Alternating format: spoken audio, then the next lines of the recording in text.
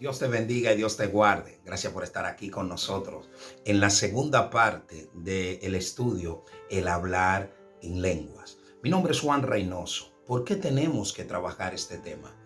Es importante conocer la Biblia, la palabra de Dios. En estos tiempos muchas personas se levantan con conocimientos, teología, que se separan muy distante de lo que dice la Biblia. Y es por eso que usted tiene que tener un conocimiento sólido. En la primera parte, nosotros estuvimos hablando de las plataformas, los fundamentos, los escenarios que tenemos que trabajar para conocer el don de hablar en lenguas. Está el don de hablar en lengua y de interpretar las lenguas. Cuando usted le está pidiendo al Señor este don, la Biblia dice que tenemos que anhelar los dones espirituales. Hay muchas personas que no fluyen, no se mueven en los dones porque no lo anhelan, porque no lo piden. Por eso el apóstol Pablo, cuando escribe a la iglesia de Corintios, le dice que no impidáis el hablar en lenguas. ¿Sabe qué es lo que está pasando? Que este don es un don totalmente espiritual. Es un don que revela misterios. Escucha esto. Es un don que revela misterio. Pero el enemigo le gusta mucho utilizar ministros fraudulentos para desacreditar este don. Entonces, hay personas que cuando van a hablar del don de hablar en lengua, utilizan Hechos capítulo 2. Escucha esto, Hechos capítulo 2.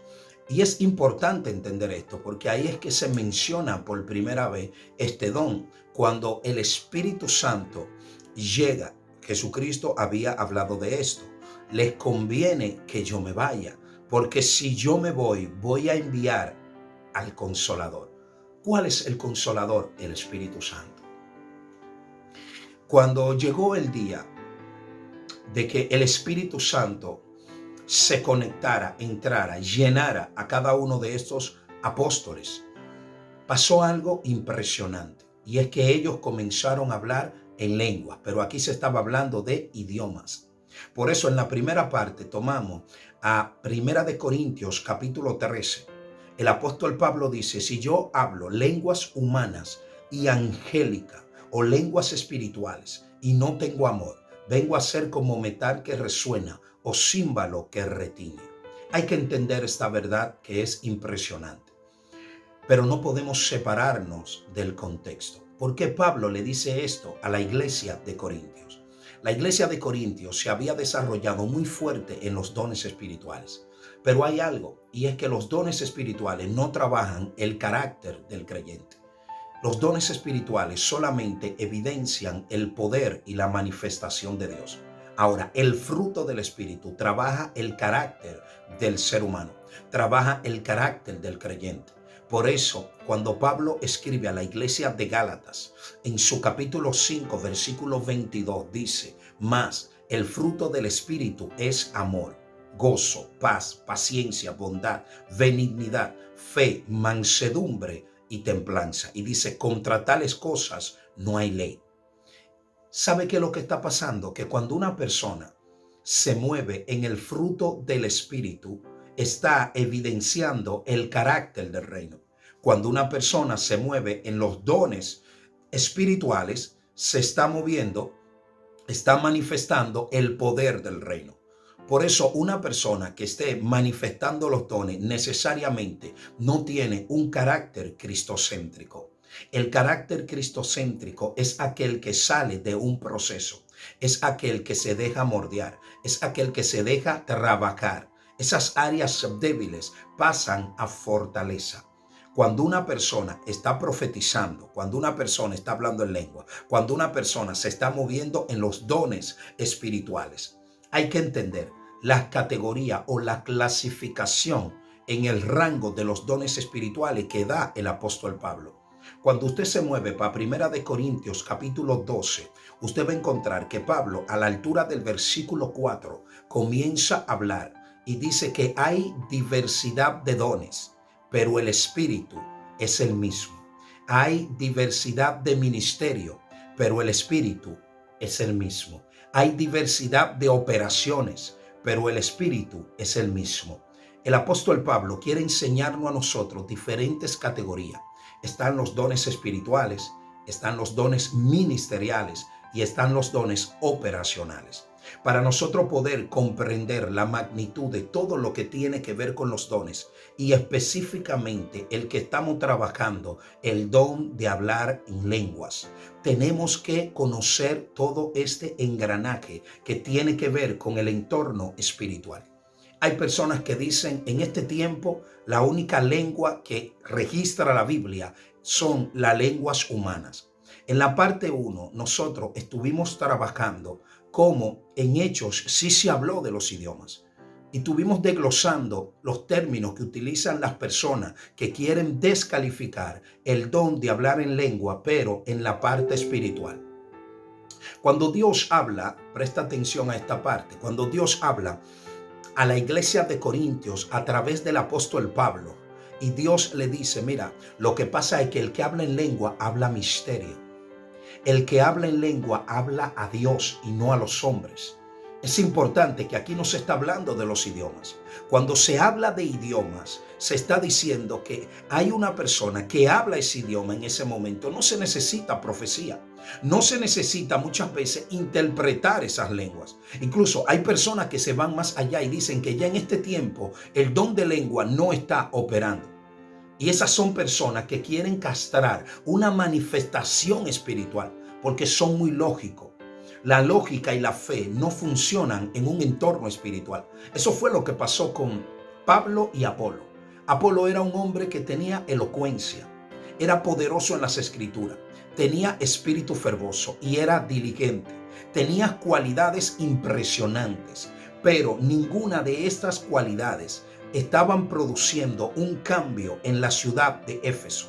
La ciudad de Éfeso era una ciudad entregada a la idolatría, a la hechicería, al ocultismo. Escucha esto. Y todo esto estaba produciendo tormento y enfermedades. Cuando Apolo está ahí, ellos se convertían al mensaje de Apolo, pero no había un cambio, no se evidenciaba un cambio. Y muchas veces eso es lo que está pasando. Tenemos personas con buena oratoria, con buena retórica, personas que saben expresarse correctamente, pero no tienen esa esencia espiritual que contrarresta lo que está pasando en el entorno espiritual. Tenemos que comprender que existe el entorno natural, pero también el entorno espiritual. Pablo dice, no conforme nosotros a los que se ve, sino a los que no se ve. Pues las cosas que se ven son temporales, pero las que no se ven son eternas. Hay que entender que hay un contexto espiritual que usted y yo no podemos ver, pero está ahí. Entonces, para nosotros poder contrarrestar eso, tenemos que movernos en dimensiones espirituales.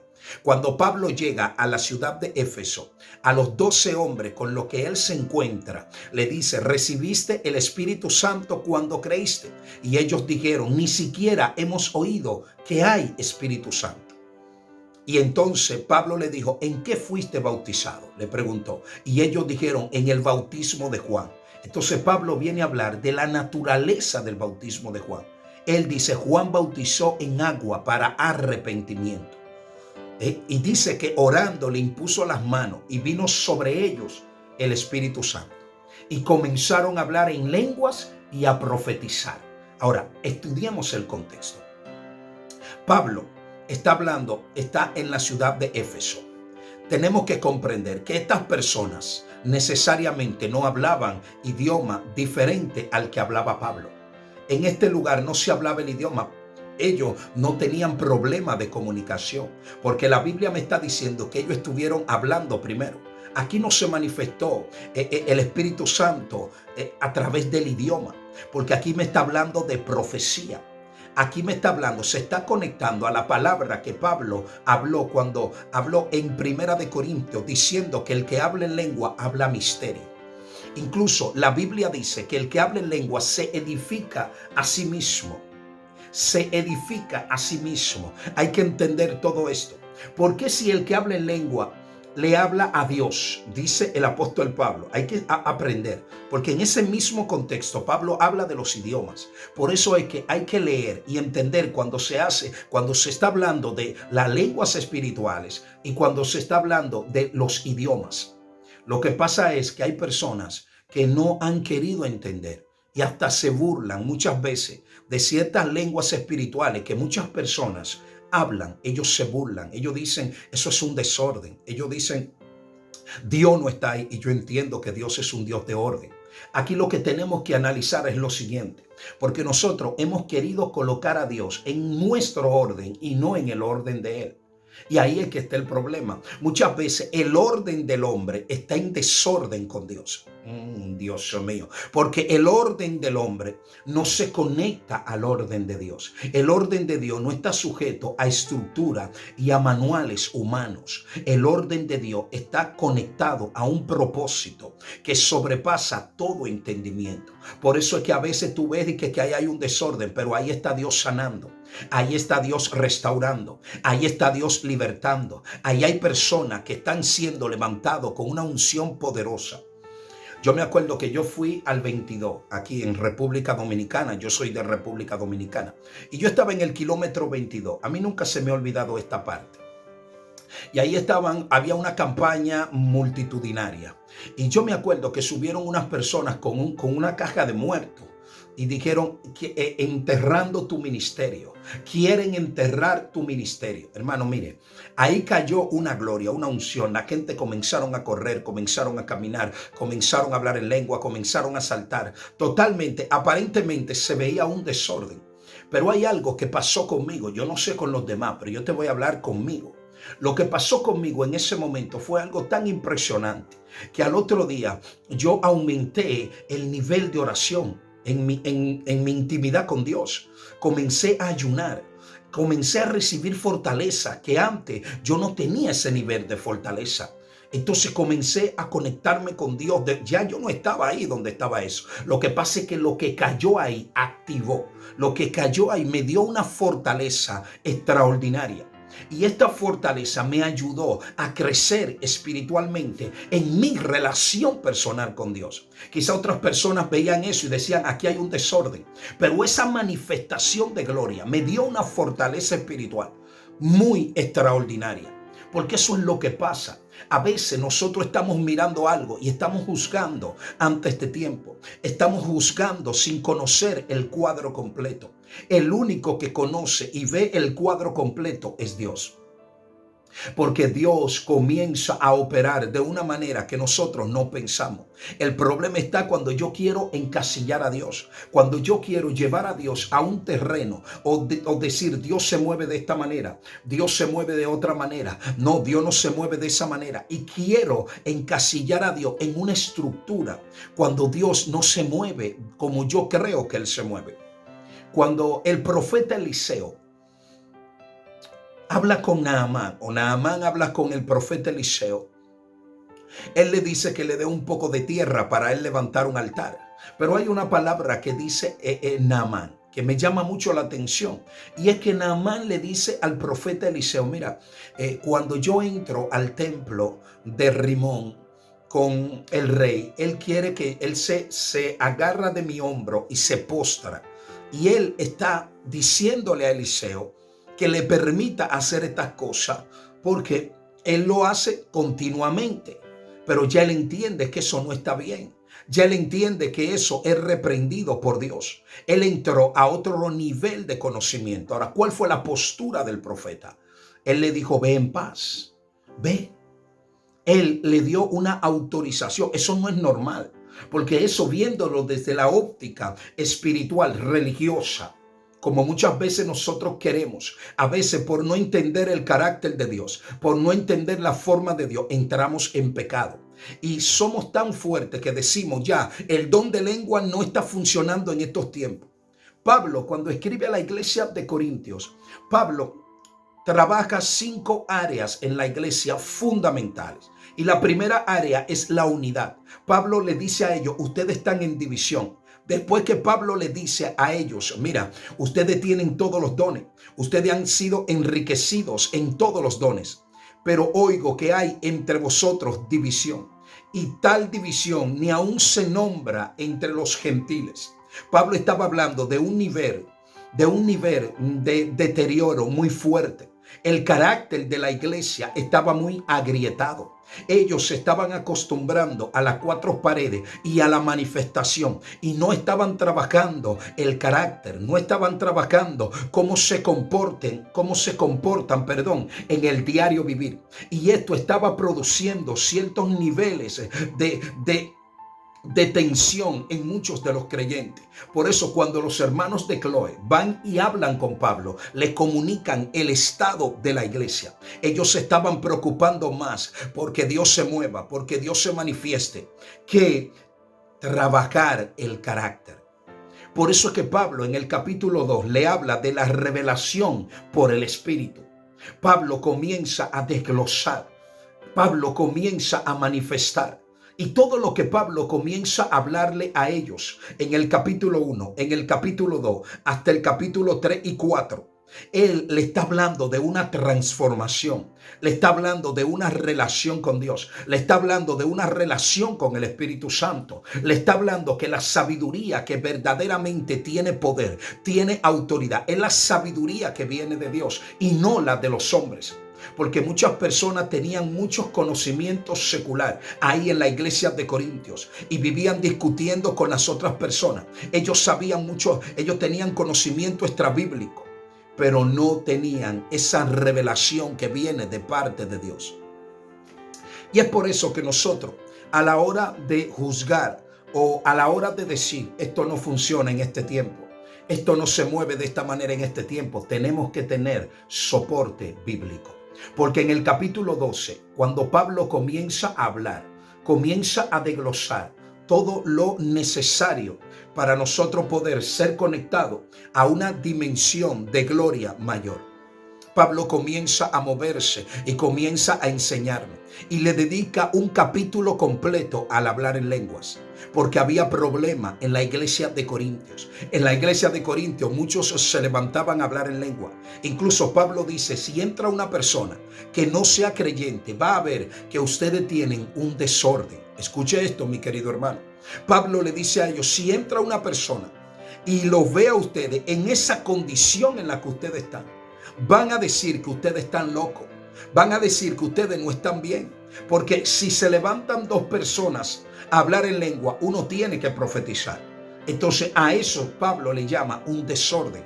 ¿A qué? A que las personas estén hablando lenguas espirituales y nadie pueda interpretarla, nadie se levante a interpretarla. La Biblia dice que Pablo dice, el espíritu se edifica, pero el entendimiento queda sin fruto. El entendimiento queda sin fruto. Porque eso es lo que está pasando. Entonces cuando estas personas, enemigos del evangelio, porque son enemigos, son personas que te dicen yo conozco la Biblia, son tipo Apolo, ellos conocen la Biblia, ellos saben todo, pero no creen en el entorno espiritual a la magnitud que lo presenta la Biblia. Porque no como nosotros lo hacemos, no como nosotros lo presentamos, es como lo dice la palabra de Dios.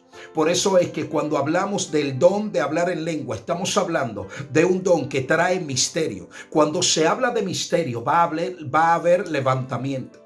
El enemigo se va a levantar para que tú no te conectes con este don. Y más que te habla de la edificación del espíritu, Dios mío. Cuando Dios quiere edificar tu espíritu, el enemigo quiere que tu espíritu no se edifique. Porque cuando tu espíritu se edifica, tú recibes esa fortaleza para consagrarte. Cuando hablo de consagración, fijaos en esto. Cuando hablo de consagración, la consagración tiene cuatro pilares fundamentales. Cuatro pilares fundamentales. Primer pilar, la enseñanza.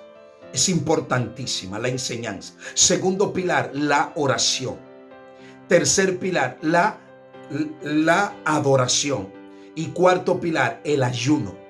Estos cuatro pilares van a soportar la consagración. Cuando yo te hablo de consagrar, te estoy hablando de estos cuatro pilares que tienen que estar presentes en la vida espiritual de todo creyente. Cuando un creyente no conoce la Biblia, no ora, no adora, no ayuna, es un creyente vulnerable. es un creyente débil, es un creyente que entra en el ciclo de la monotonía. Entonces ya no tiene ese fervor, no tiene ese amor, no se le ve ese fuego porque está apagado, está débil. El enemigo está haciendo un trabajo. La gente tiene que aprender que el enemigo no quiere que tú anheles los dones que te conectan con herramientas espirituales. Y uno de los dones más poderosos es el don de hablar en lengua y de interpretarla.